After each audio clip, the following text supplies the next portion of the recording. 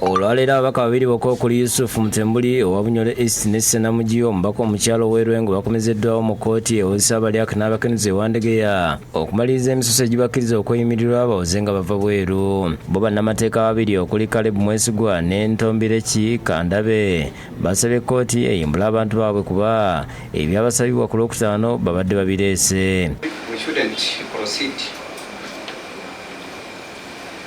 In an ambush way. That this day was scheduled for a bail application,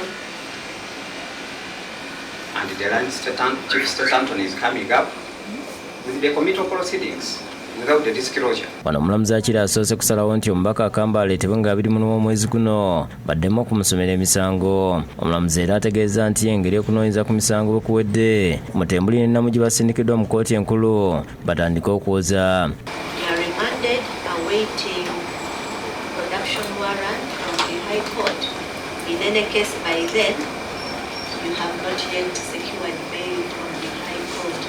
But in any case, you have secured bail from the High Court, then definitely you will receive hearing notices through your counsels, which they will still be the one.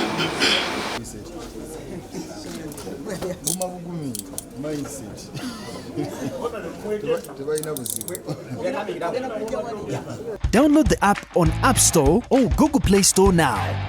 Vision Digital Experience, the future of media.